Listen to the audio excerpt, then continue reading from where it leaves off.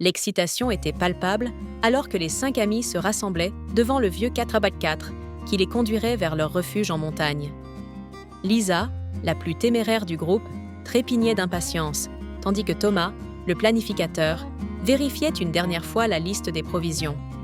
Emma, l'artiste du groupe, avait déjà le regard perdu dans le paysage enneigé, cherchant l'inspiration dans les sommets majestueux.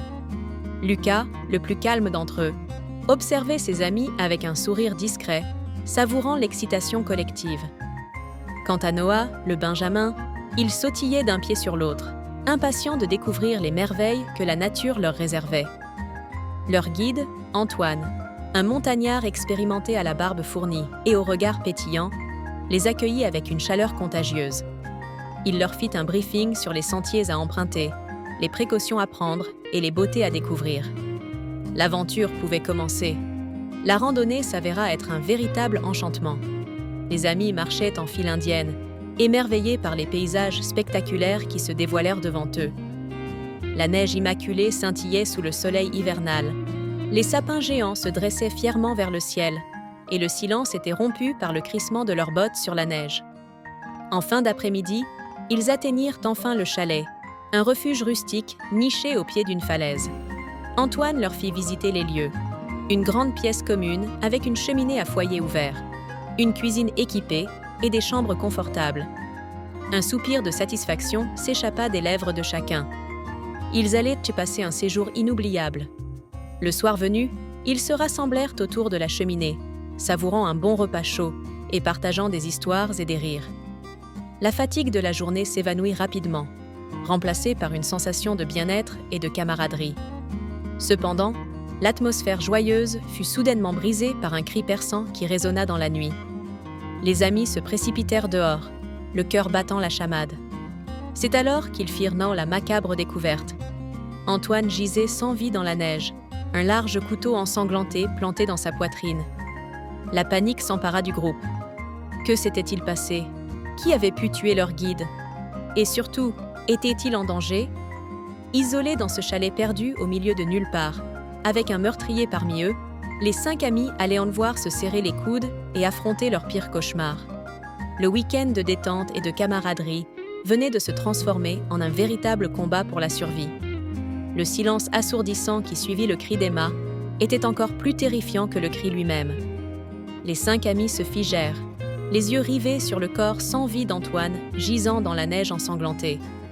La peur les glaçait jusqu'aux os, paralysant leurs pensées et leurs mouvements.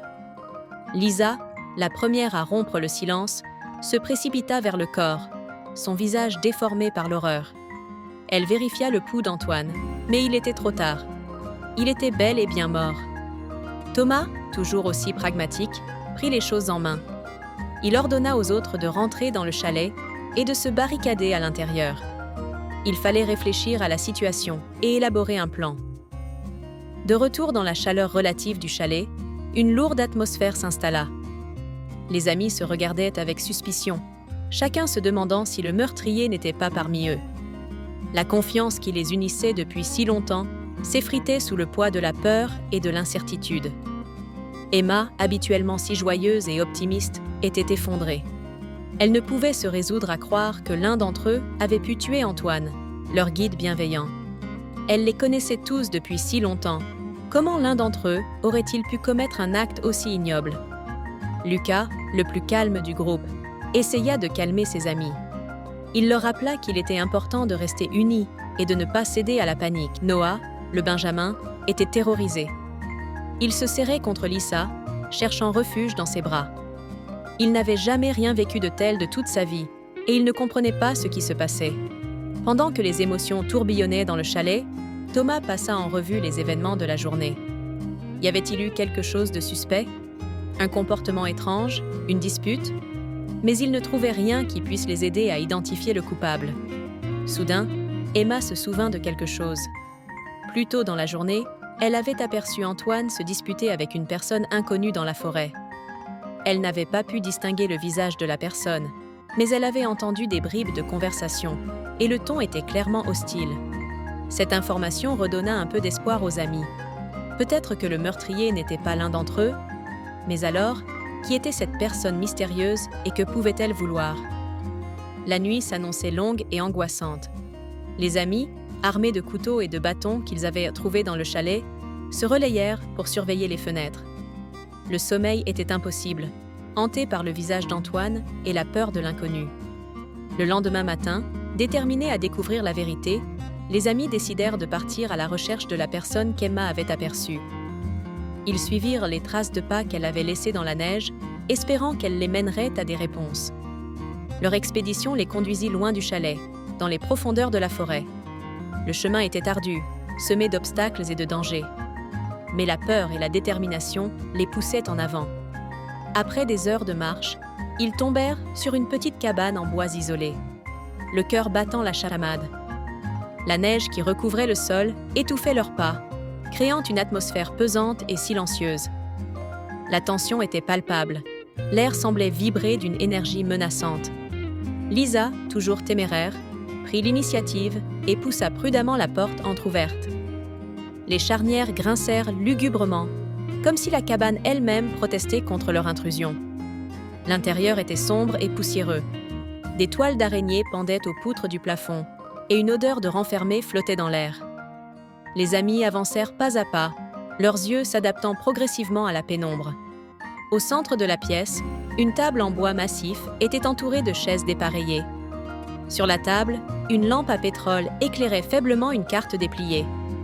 En examinant de plus près, les amis reconnurent à la région qu'ils avaient parcourue la veille. Un trait rouge y avait été tracé, menant à un endroit précis, le chalet où ils se trouvaient. Un frisson glacial parcourut leur échine. Il était clair que cette cabane n'était pas abandonnée. Quelqu'un les observait, les surveillait. La peur les tenaillait, mais la curiosité et la détermination les poussaient à continuer leur exploration. Dans un coin de la cabane, ils découvrirent une pile de vieux journaux et de magazines. En les feuilletant, ils tombèrent sur des articles relatant des disparitions mystérieuses dans la région. Des randonneurs, des campeurs, tous avaient disparu sans laisser de traces. Le doute n'était plus possible. Ils se trouvaient dans un endroit dangereux. Un tueur rôdait dans les environs, et ils étaient ses proies potentielles. La panique commençait à les submerger. Soudain, un bruit sourd retentit derrière eux. Ils se retournèrent brusquement, leurs mains serrant fermement les couteaux qu'ils avaient pris dans le chalet. Mais il n'y avait personne. Le silence retomba, lourd et oppressant. Étaient-ils vraiment seuls? Ou le meurtrier les observait-il dans l'ombre, attendant le moment opportun pour frapper? La peur paralysait leurs pensées, les empêchant de réfléchir clairement. Lisa, refusant de céder à la terreur, prit les choses en main. Elle proposa de quitter la cabane immédiatement et de retourner au chalet. Il était trop dangereux de rester ici. Les autres amis acquiescèrent, soulagés d'avoir enfin un plan d'action. Ils quittèrent la cabane à la hâte, jetant un dernier regard furtif autour d'eux. La sensation d'être observés ne les quittait pas. Le chemin du retour fut long et éprouvant. Chaque ombre, chaque bruit les faisait sursauter. La peur les tenaillait, mais ils étaient déterminés à survivre. Arrivés au chalet, ils se barricadèrent à l'intérieur, soulagés d'être enfin en sécurité. Mais ils savaient que la menace était toujours présente. Le meurtrier était toujours là, quelque part dans les environs, attendant son heure. La nuit s'annonçait longue et angoissante. Les amis, épuisés mais déterminés, se préparèrent à affronter l'inconnu. Ils savaient qu'ils allaient devoir se battre pour leur survie et qu'ils ne pouvaient compter que sur eux-mêmes. Le lendemain matin, ils décidèrent de contacter les secours. Ils espéraient que la police arriverait rapidement et les aiderait à identifier le meurtrier et à mettre fin à ce cauchemar. Mais avant que les secours n'arrivent, les amis allèrent devoir faire face à un ultime défi. L'aube pointa lentement sur les montagnes enneigées, tandis que les 5 amis, retranchés dans le chalet, guettaient anxieusement le moindre signe de l'extérieur. La nuit avait été longue et éprouvante, hantée par leur peur et les souvenirs des événements terrifiants de la veille. L'incertitude était pesante. Quand les secours arriveraient-ils? Le meurtrier rôdait-il toujours dans les environs, attendant le moment opportun pour frapper? Chaque craquement de branches, chaque bruissement de vent les faisait sursauter. Pour tuer le temps et apaiser leur nervosité, ils se mirent à ranger le chalet et à préparer un semblant de petit déjeuner. Mais leurs gestes étaient automatiques, leur esprit ailleurs, obsédés par la menace qui pesait sur eux. Soudain, un bruit sourd retentit à l'extérieur. Ils se figèrent, le cœur battant la chamade. Le bruit se rapprochait. C'étaient des pas lourds et menaçants. Sans réfléchir, Lisa attrapa un tison du feu de cheminée et se posta devant la porte d'entrée. Les autres amis se saisirent d'armes de fortune, couteaux, bûches de bois, tout ce qu'ils pouvaient trouver pour se défendre. La porte vola en éclats, et un homme immense, vêtu d'un épais manteau et d'un bonnet qui lui cachait le visage, se précipita dans la pièce. Un couteau ensanglanté brillait dans sa main. C'était le meurtrier. Un cri de terreur s'échappa de la bouche d'Emma. Les amis se précipitèrent dans différentes directions, cherchant à se protéger. Le combat était inégal, mais ils étaient déterminés à survivre. Lisa, brandissant son tison fumant, se jeta sur le meurtrier. Il la repoussa violemment d'un revers de sa main et elle s'effondra sur le sol, sonnée. Thomas, profitant de la diversion, lui asséna un coup violent sur la tête avec une bûche de bois. Le meurtrier vacilla, mais il ne tomba pas. Il se retourna vers Thomas, ses yeux remplis de rage meurtrière. Une bagarre acharnée s'engagea. Les amis, unis par la peur et l'instinct de survie, luttaient contre l'homme fou furieux. Coups, cris, bousculades, le chalet se transforma en champ de bataille.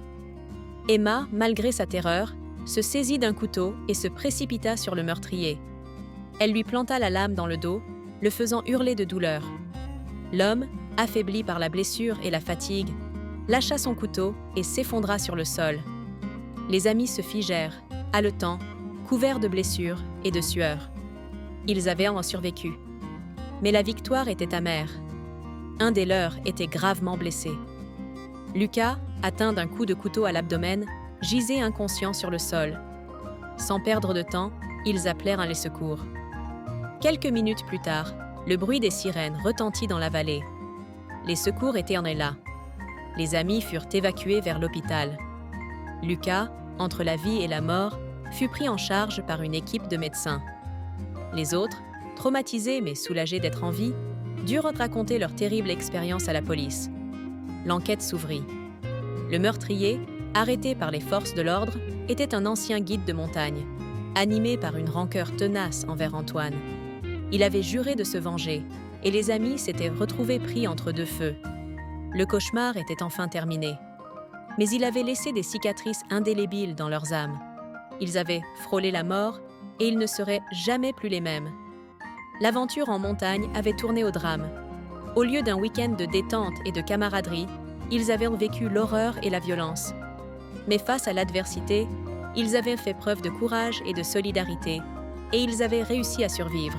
Plusieurs mois s'étaient écoulés depuis les tragiques événements survenus dans le chalet de montagne. Les 5 amis, marqués à jamais par l'horreur qu'ils avaient vécue, tentaient de reconstruire leur vie. Mais les cicatrices physiques et psychologiques étaient menées profondes, et le chemin vers la guérison s'annonçait long et ardu. Lisa, hantée par les images du meurtrier et par le sentiment d'impuissance qu'elle avait ressenti face à lui, sombrait dans la dépression. Les cauchemars la terrorisaient chaque nuit, et elle avait du mal à se concentrer sur ses études et son travail. Elle se sentait coupable de n'avoir pas pu sauver Antoine, et la culpabilité la rongeait de l'intérieur. Thomas, toujours pragmatique et rationnel, avait du mal à accepter la violence inhumaine dont ils avaient été victimes. Il se reprochait de ne pas avoir su prévoir le danger, et il se torturait l'esprit en se demandant ce qu'il aurait pu faire différemment. Emma, habituellement si joyeuse et optimiste, était devenue renfermée et craintive. Elle avait perdu confiance en elle et en les autres, et elle avait du mal à se sentir en sécurité, même chez elle. Le monde lui paraissait soudainement hostile et dangereux. Lucas, gravement blessé lors de l'attaque du meurtrier, avait dû subir une longue et douloureuse convalescence. Il portait les marques physiques de son combat, mais il souffrait également de blessures psychologiques profondes. Il avait peur de la mort et il se questionnait sur le sens de la vie. Noah, le plus jeune du groupe, était le plus fragile. Il avait vécu l'horreur de trop près et il avait du mal à comprendre et à accepter la violence du monde. Il faisait des crises d'angoisse et avait besoin d'être constamment rassuré par ses amis. Malgré la douleur et la peur, Les 5 amis savaient qu'ils ne pouvaient pas se refermer sur eux-mêmes. Ils avaient besoin les uns des autres pour guérir et pour avancer. Ils se réunissaient régulièrement pour parler de leur traumatisme, pour se soutenir et pour s'entraider. Ils trouvèrent également du réconfort dans l'aide de professionnels. Un psychologue les aida à comprendre leurs émotions et à développer des mécanismes d'adaptation. Ils apprirent à gérer leur stress, à contrôler leurs angoisses et à faire face à leurs cauchemars. Le chemin de la guérison fut long et difficile, mais les amis persévérèrent. Ils se soutenaient mutuellement et ils puisèrent leur force dans leur amitié indéfectible. Au fil du temps, les cicatrices commencèrent à s'estomper et ils retrouvèrent progressivement goût à la vie. 1 an après le drame, ils décidèrent de retourner à la montagne. C'était un défi pour eux, mais ils voulaient prouver qu'ils n'avaient pas peur et qu'ils ne se laisseraient pas vaincre par le traumatisme. L'ascension fut éprouvante, mais ils atteignirent le sommet ensemble. Ils étaient fiers d'eux et ils savaient qu'ils avaient surmonté une épreuve qui les avait marqués à jamais. Cette expérience tragique leur avait appris la valeur de la vie et de l'amitié. Ils avaient compris que les moments difficiles ne duraient pas éternellement et qu'il était toujours possible de trouver l'espoir et la force de continuer. Ils n'oublieraient jamais ce qu'ils avaient vécu, mais ils savaient qu'ils pouvaient désormais avancer en regardant vers l'avenir. Ils avaient appris à vivre avec leurs cicatrices et ils étaient déterminés à profiter pleinement de chaque instant. L'histoire des 5 amis est un message d'espoir et de résilience. Elle nous montre que même après les pires épreuves, il est possible de se reconstruire et de retrouver le goût à la vie.